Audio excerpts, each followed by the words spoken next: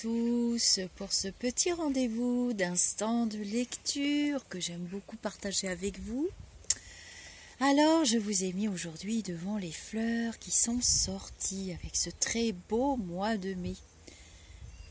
Et toute cette petite vie qui circule, que vous pourrez voir si vous prenez le temps de détailler. Il y a beaucoup d'insectes. Donc je vais commencer par un instant de lecture avec ce livre que j'aime beaucoup. J'ai déjà fait des instants de lecture. Les secrets de l'Ho'oponopono de Carole Berger. C'est un livre qui ne me quitte jamais. Il part en miettes d'ailleurs. Mais c'est pas grave. On les lit, on les relit nos livres. Et c'est vraiment pratique.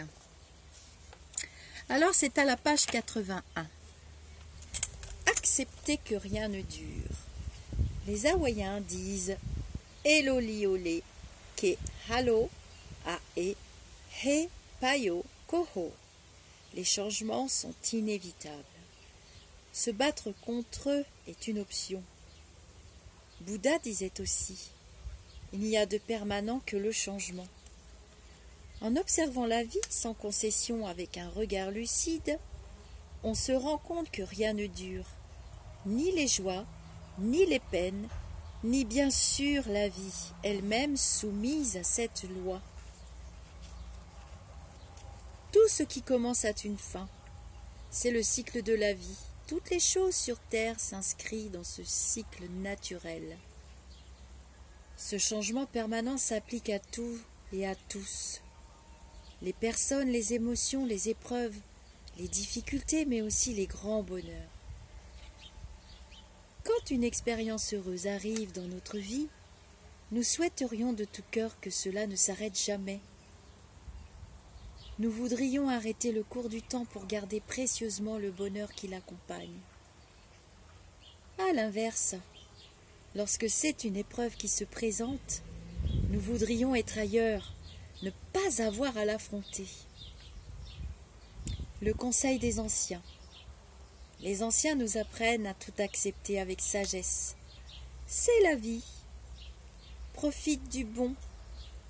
Traverse le moins bon, mais ne t'attache à aucun des deux, car ils passeront.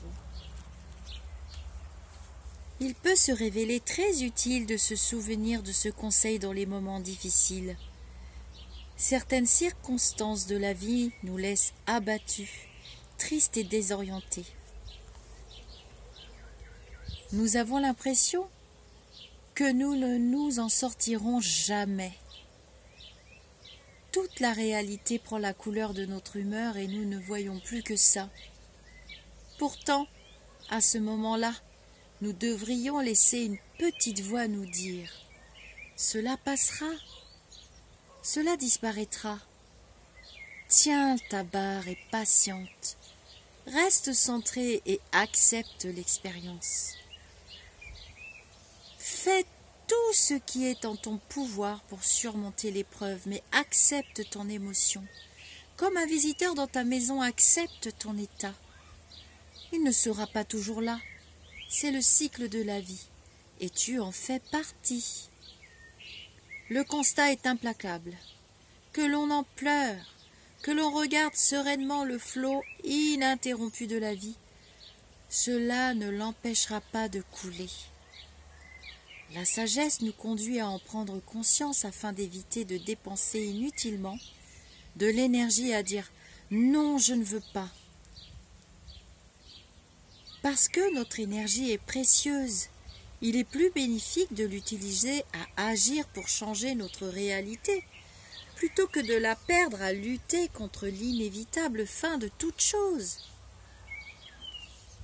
La bonne nouvelle, c'est que le négatif est, tout comme le positif, soumis à cette loi et cessera donc un jour.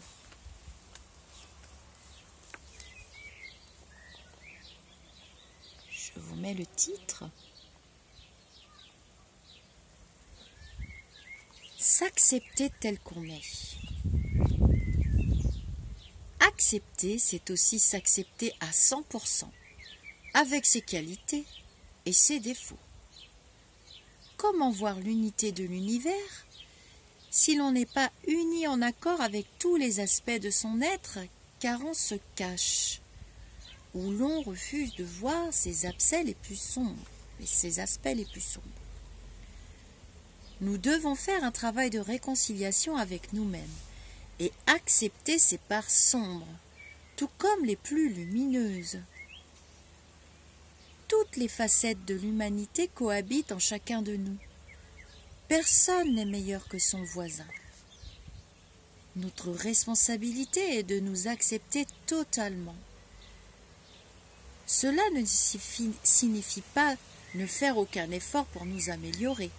Cela signifie simplement que nous acceptons qui nous sommes avec un regard lucide et sans jugement.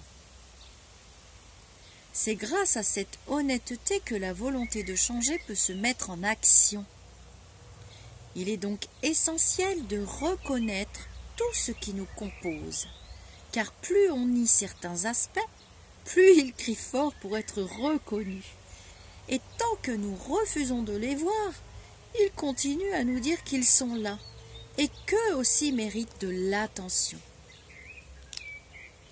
Mais les accepter ne signifie pas les laisser vivre leur vie sans aucun contrôle. Dans notre maison, nous choisissons en général de ne pas réinventer des personnes qui ont semé la zizanie à leur passage, excusez-moi. C'est ainsi que nous décidons de les éviter au maximum. Ces aspects jugés négatifs sont bien des invités indésirables dont nous pouvons décider de ne plus les accueillir.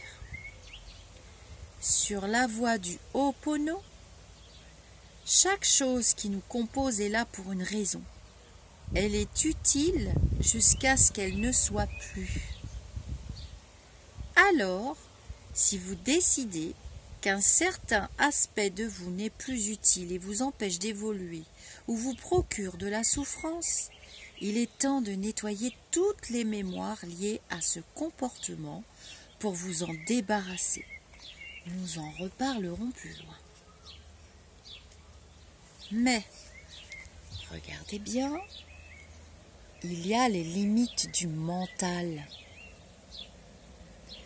Le mental est un outil efficace d'analyse et de réflexion, mais il est pour les maîtres hawaïens un outil limité qui ne peut pas appréhender toute la complexité du monde.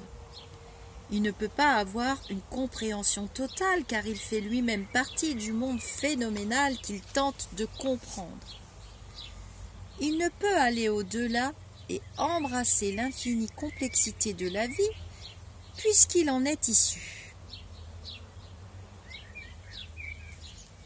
Il ne peut évidemment analyser les choses qu'à partir de ce qu'il connaît.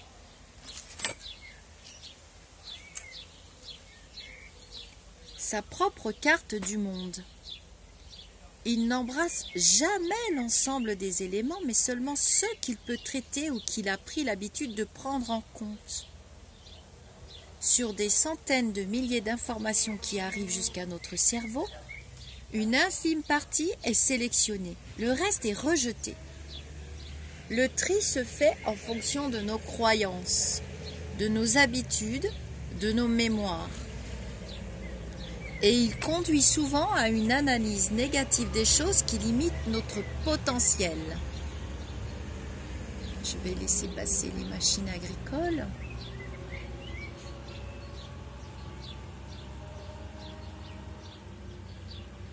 Le mental ne voit pas, il juge et interprète. Je vous montre quand même le titre.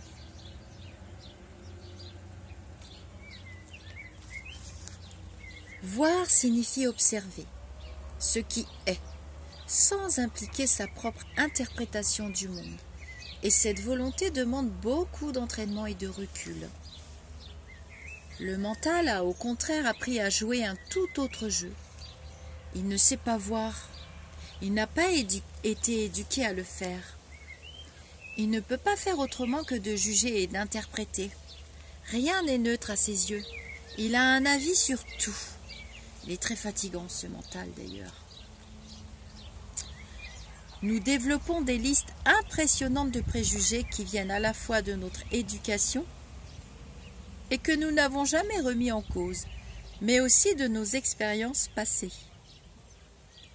Nos comportements sont ainsi assis sur une multitude de croyances.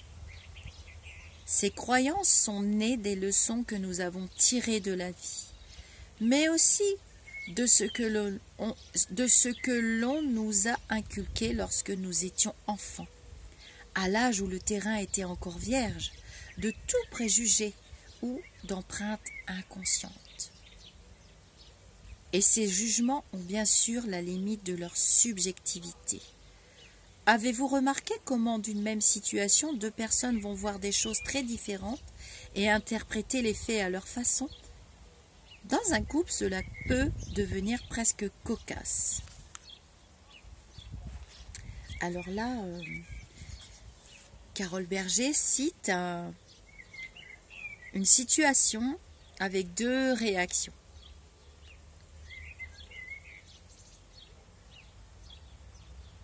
Pour un homme jaloux, toute la réalité n'est que possibilité pour que sa femme le trompe et d'une situation anodine. Un homme qui embrasse sa femme sur la joue, par exemple, il va échafauder une réalité qui correspond à sa croyance. Pourtant, la seule chose qu'il a vue, c'est une bille sur la joue, voilà le fait. Il est neutre. Mais pour l'homme jaloux, cela signifie « elle me trompe ».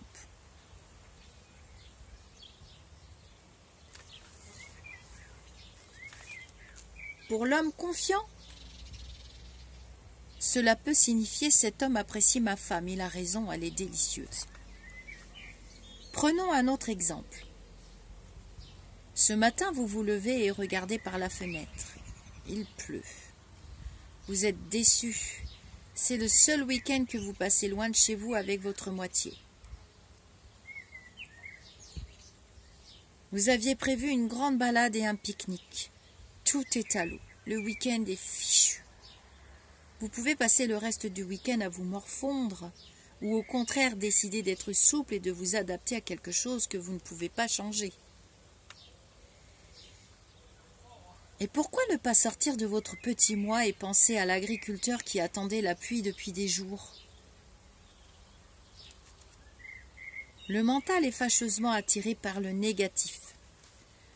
Le problème, c'est que la plupart des jugements que nous portons sont négatifs et plombent notre état d'esprit. Nous ne sommes jamais assez ceci ou cela. Nous avons pris l'habitude de nous critiquer et de critiquer les autres. Et ces ondes négatives remplissent notre quotidien. Le mental pense systématiquement qu'une expérience insatisfaisante est un problème.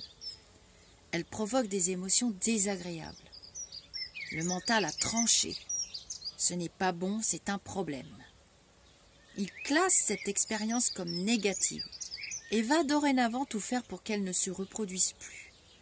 Si quelque chose ne fonctionne pas comme il l'avait prévu, il vous emmène dans la déception ou le blâme. Je n'y arriverai pas, je suis nul. Et souvent, il décide qu'il est préférable de ne plus tenter quoi que ce soit. Il se referme et ne veut plus prendre de risques. Pour compliquer encore plus le tableau, il a une fâcheuse tendance à tout prendre personnellement. Il est très susceptible. Et tout ce qui se passe autour de lui le concerne. À chaque seconde, nous nous impliquons par une émotion, nous prenons position. Lors d'une discussion entre amis, il n'est pas rare de voir le ton monter et les personnes devenir agressives ou désagréables, car le sujet provoque en elles de gros remous. Même sur un sujet dont nous ne connaissons pas grand-chose, nous donnons une opinion ferme qui, si elle est contestée, nous conduit à l'énervement. Est-ce bien indispensable? Cela devient vite épuisant de passer par toutes sortes d'états au moindre événement qui ne correspond pas à ce que nous souhaitons ou pensons. Notre énergie s'épuise dans des émotions souvent désagréables, qui nous éloignent de l'action juste qui répond à la situation. Donc là je vous montre, il y a un petit encart. Dans ces petits livres, il y a plein de petits encarts. Et voici le conseil des anciens. Dans le monde des énergies, il n'y a pas de jugement, pas de classement. L'expérience est juste ce qu'elle est. L'énergie universelle ne juge pas. Vous êtes le seul à juger. En le faisant, vous perdez inutilement de l'énergie vitale. Si une critique vous vient, reconnaissez-la comme telle et laissez couler cette pensée improductive. Si une situation se passe mal, qu'un projet échoue, là encore, acceptez de constater cet échec en essayant de comprendre objectivement pourquoi cela n'a pas fonctionné et recommencez autrement. Ne vous condamnez pas pour cet échec, c'est inutile. Au contraire, tirez-en les leçons et passez à autre chose. Toute expérience est l'occasion de changer, de s'adapter, de grandir et de développer toujours davantage de clarté et de force intérieure. Le mental limite nos choix d'action.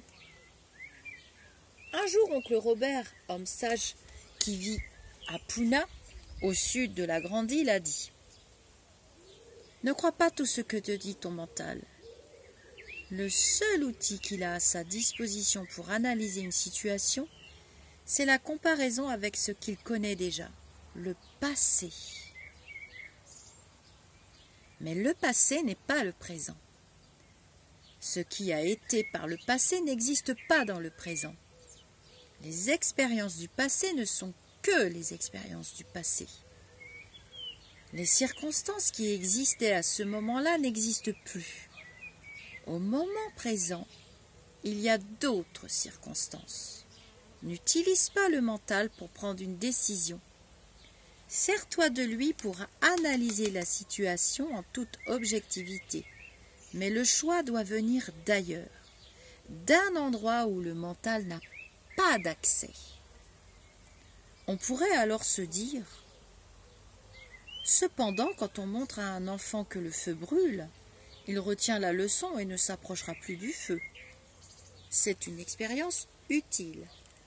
Il a appris quelque chose d'intangible, le feu brûle. »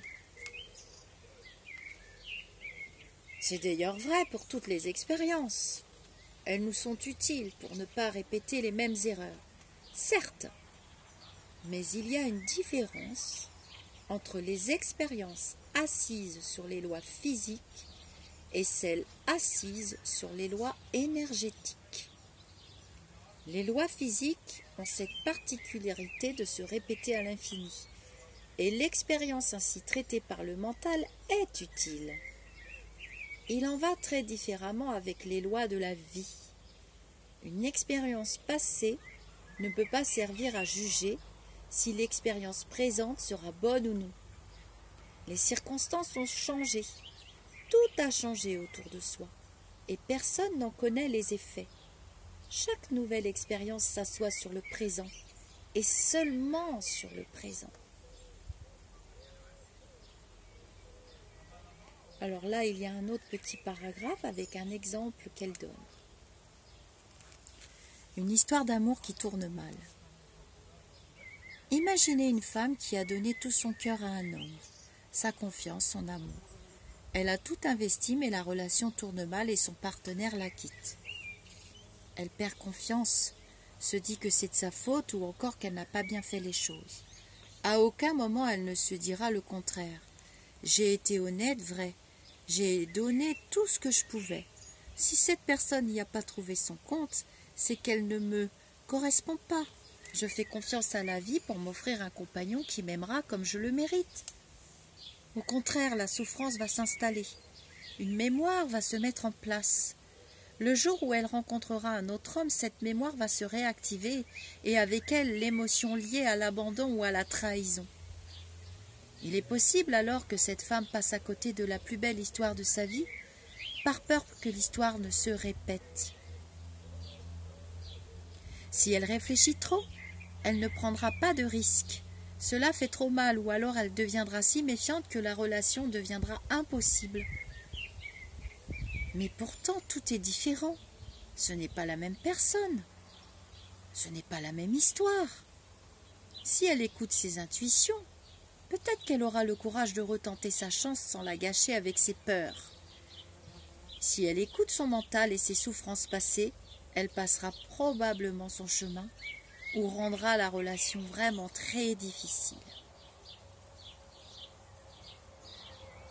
L'émotion, compagne du mental. Alors je vous montre aussi. C'est toujours le même chapitre. Chaque jour, des centaines d'émotions traversent notre corps, petites ou grandes. Elles modifient en silence la chimie de nos corps pour aboutir le plus souvent à un stress ingérable et épuisant. Dans les années 70, le docteur Candace Pert, pharmacologue américaine, a effectué des travaux qui ont abouti à des conclusions très surprenantes. Lorsque nous avons une pensée ou une émotion, se mettent alors en branle des messagers chimiques, les neuropeptides, qui font circuler l'information dans le corps et communiquent aux cellules les émotions liées à ces pensées. Nos pensées et nos émotions sont ainsi transmises à nos cellules et transformées en sensations physiques. Quand elles sont agréables, tout va bien. Quand elles ne le sont pas, elles stressent le corps et l'esprit avec des effets réels sur la santé, la longévité et l'état d'esprit. On le constate tous aisément. Quand nous sommes heureux, notre corps est léger et le sourire ne quitte pas notre visage. Quand nous sommes en colère, notre cœur explose. Lorsque nous avons peur, il se serre. Toutes nos émotions ont une conséquence sur notre physique et nos pensées déclenchent le plus souvent des petites ou de grandes émotions que nous ne détectons pas toujours. L'enjeu est ici de prendre conscience de l'influence de nos émotions sur notre bien-être intérieur et sur la qualité de notre vie. Nous avons toujours le choix de nous laisser dominer par une émotion ou au contraire de la laisser passer. Notre pouvoir est là et c'est ce que nous enseigne le Ho'oponopono. Notre liberté est à ce prix. L'émotion, un guide capricieux et souvent aveugle. Donc voilà le petit sous-chapitre. Notre société a choisi de faire la part belle aux émotions, aux grands drames dans les romans ou les films, aux envolées passionnées de deux amoureux. L'émotion est mise au premier plan. Il en va différemment dans d'autres cultures. La plus frappante est sans doute la culture japonaise. Dans cette culture, l'émotion ne doit pas s'afficher ni se montrer. Dans la culture hawaïenne, le sage reste prudent face à l'émotion, qui tente d'infiltrer son monde intérieur, que ce soit un sentiment d'exaltation ou de profonde colère. Il sait que l'émotion n'est pas un bon guide, qu'elle modifie le réel et nous impose un état dont nous devenons souvent esclaves. La liberté est dans le choix que nous faisons, moment après moment, émotion après émotion, de nous laisser emporter par elle ou pas. Nous avons le choix. Les émotions sont effectivement de drôles de choses, puissantes. Elles effacent tout sur leur passage. Nous faisons un focus avant et y plongeons allègrement, quitte à nous y noyer. Pourtant, ce qui nous envahit nous empêche souvent de voir les choses telles qu'elles sont. L'émotion modifie la réalité et fait perdre du discernement. Lorsqu'on est sous le coup d'une émotion, est-ce en général le résultat qu'il faut? Est-ce juste? Rarement. C'est rarement bon. Le sentiment amoureux n'y fait pas exception. On se fait souvent piéger dans les filets du sentiment amoureux sans voir l'autre tel qu'il est vraiment. Les femmes sont très fortes à ce jeu. Nous n'avons pas notre pareil pour flasher sur un homme, gommer tous ses défauts, tout ce qui nous gêne intuitivement, parce que le sentiment est tellement beau et nous voulons tellement y croire. Avec bien sûr un réveil parfois douloureux, lorsque l'émotion amoureuse se calme et que nos yeux voient plus clair. Alors, il y a un autre sous-chapitre. La tyrannie des émotions négatives. Beaucoup des émotions qui nous traversent penchent invariablement vers le négatif. Nous les laissons nous envahir sans contrôle. Elles s'imposent à nous et nous emmènent dans les affres des tsunamis intérieurs. Les Hawaïens ont un mot pour cela. Pilikia. Pilikia mélange allègrement pensées négatives et émotions associées pour faire de notre vie un véritable enfer. Tout ce que nous fabriquons chaque jour en refus de ce qui arrive dans notre vie est Pilikia. Cet état d'esprit empoisonne notre être intérieur qui se noie dans la peur, la colère, le déni ou le sentiment d'injustice. Pilikia, c'est tout ce qui nous enferme, nous rend malheureux, tous les drames que nous fabriquons chaque jour. Ce sont aussi toutes les pensées obsédantes, les soucis, les problèmes. C'est comme un poison qui nous ronge de l'intérieur. Tout ce qui pourrait ramener l'équilibre, la joie dans un sourire, le bonheur d'être avec des amis, le plaisir de partager, d'être en vie, en bonne santé, que sais-je encore, ne fait quelquefois même plus le poids face à cette énorme masse de négatifs. Alors ça j'adore, je vous montre quand même. J'espère que vous profitez des petits animaux. Je vais faire des petites pauses pour que vous puissiez bien les voir. Et encore, tout n'est pas poussé. J'ai d'autres fleurs qui vont pousser pour eux. Alors, le petit encart. Monsieur et madame, les problèmes sont partout. Avez-vous déjà rencontré quelqu'un pour qui tout est un problème? Cette personne se plaint tout le temps. Le bus qui n'arrive pas, les marches qui sont trop hautes, la foule dans le bus, la place pour s'asseoir qu'elle ne trouve pas. Toute la journée, elle vit ainsi dans le monde de Pilikia. Elle a fait un choix souvent inconscient à un moment donné de sa vie, à la suite d'un événement douloureux, d'un traumatisme d'enfant, de prendre la vie ainsi.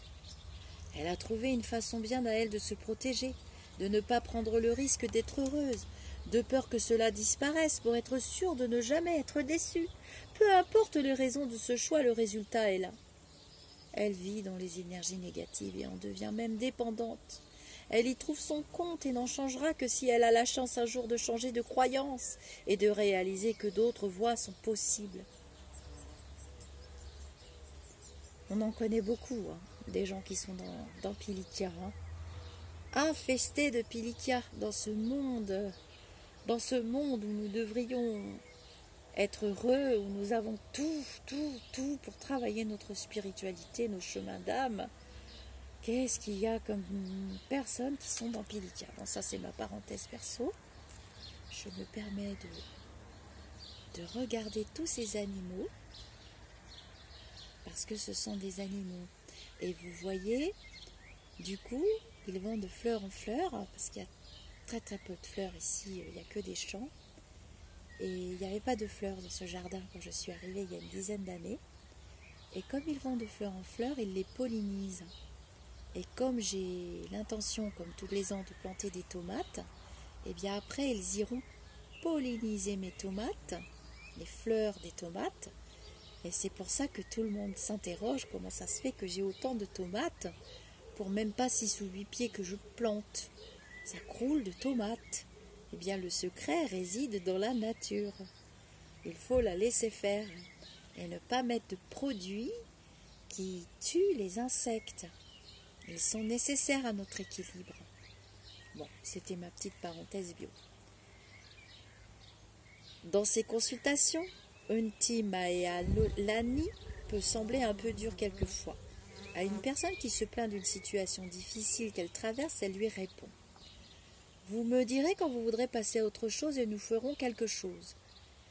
En effet, tant que nous sommes dans la plainte constante qui crée à l'intérieur des émotions négatives, nous ne pouvons pas atteindre la sortie et nous sommes bloqués dans le monde des Pilikia.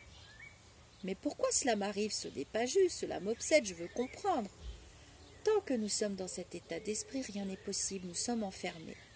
Et malheureusement, certaines personnes restent pendant des années enfermées dans ce monde. Elles ne souhaitent pas, en tout cas au niveau de leur inconscience, sortir de cet état d'esprit. C'est seulement lorsque nous avons décidé de dire stop qu'un changement réel est possible. Sortir du monde des problèmes. Alors, je vous montre toujours ces petits paragraphes. C'est un petit bouquin hein, que vous pouvez amener partout. Et puis le partager avec vos pilikas aussi. Sortir du monde des problèmes. À votre tour, allez puiser dans votre vie la dernière situation qui vous a emmené loin dans une émotion négative. Visualisez la situation. Demandez-vous quelle était la situation telle qu'elle, sans votre interprétation. Quelle a été mon émotion? Est-ce que cette émotion était justifiée? Pourquoi? Était-il possible de ressentir autre chose? Aurais-je pu agir autrement? Que m'a apporté cette émotion? M'a-t-elle aidé à trouver l'action à mener? Le choix que j'ai fait était-il le meilleur pour moi, pour les autres? À toutes ces questions, répondez honnêtement et vous découvrirez certainement une multitude d'autres choix que celui que vous avez fait. Et ils étaient possibles, ces choix. Apprenez à rechercher tous les choix possibles avant de décider comment vous engager dans l'arène. Le conseil des anciens. Les émotions ne sont que des visiteurs dans votre monde intérieur. Vous n'êtes jamais obligé de les laisser entrer dans votre maison. Là est votre libre arbitre, votre pouvoir. Vous pouvez reconnaître qui frappe à la porte, mais c'est vous qui décidez si vous ouvrez ou pas à ces sensations et à leurs conséquences. Dans le Ho'oponopono traditionnel, une décision ou une action doit être dictée avant tout par l'intuition et l'inspiration, ce que les anciens appellent la sensation qui vient du ventre, ou encore la sagesse des viscères.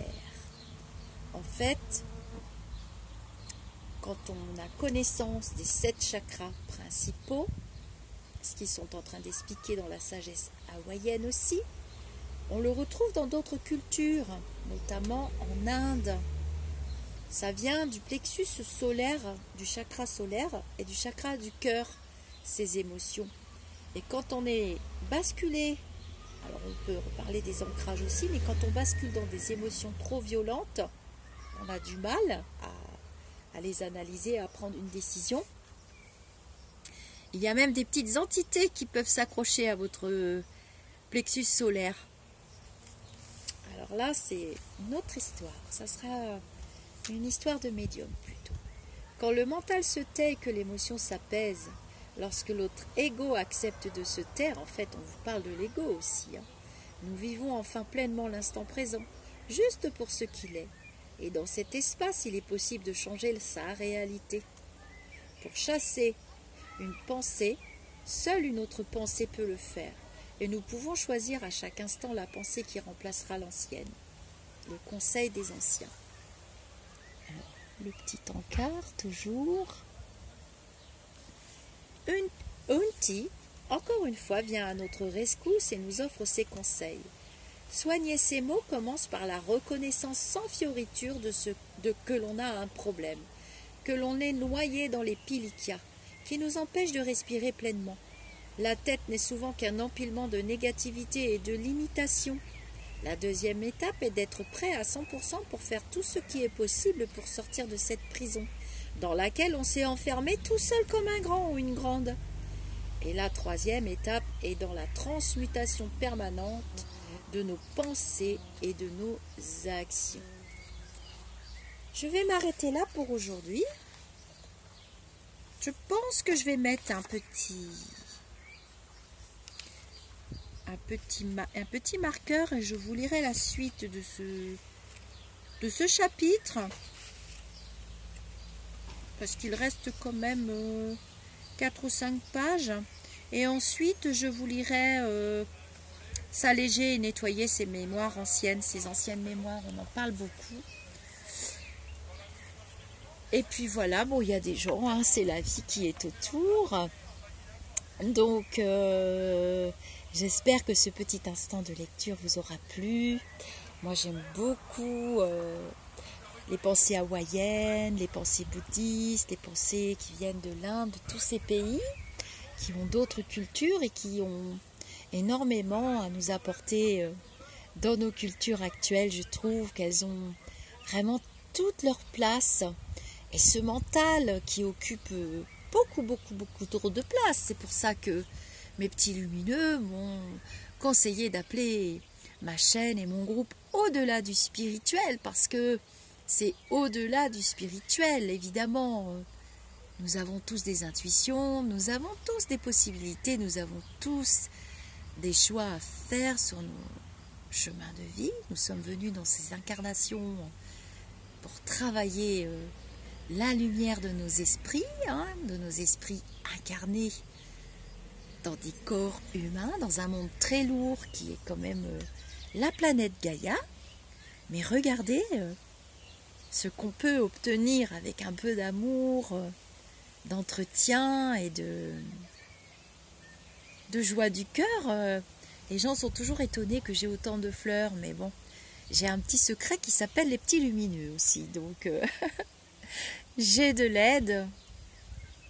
Voilà, il faut se respecter les uns les autres, sortir de notre mental, sortir du jugement surtout. Il y a encore des gens de passage sur ma chaîne YouTube qui, sous certaines de mes vidéos, portent des jugements sur ma personne, sur ma diction, sur des choses. Je sais très bien me défendre toute seule parce que je ne suis pas dans mon mental. J'ai travaillé là-dessus et vous pouvez tous le faire. Ça fait déjà 3 années, 4 années où j'ai compris que ce mental occupait trop de place par rapport à mes facultés médiumniques et par rapport à ce que je peux faire et ce que je sais faire. Et j'ai décidé de le faire taire. Voilà. Et en accord avec mes petits lumineux qui sont de l'autre côté. Et je remercie Stéphanie, je remercie mon frère, je remercie Luc et je remercie tous les autres défunts qui viennent nous voir lors de vos consultations ou pas, s'ils sont disponibles. Voilà. Je vais faire un direct dans le groupe et ce sera un partage par téléphone avec vous dans le groupe Facebook Au-delà du spirituel. Et je vous invite tous à venir discuter avec moi au téléphone et je partagerai ce direct aussi sur la chaîne YouTube, comme ça vous pourrez le voir. Je sais qu'il y en a beaucoup qui n'ont pas de compte Facebook, donc vous ne pouvez pas venir. C'est par rapport à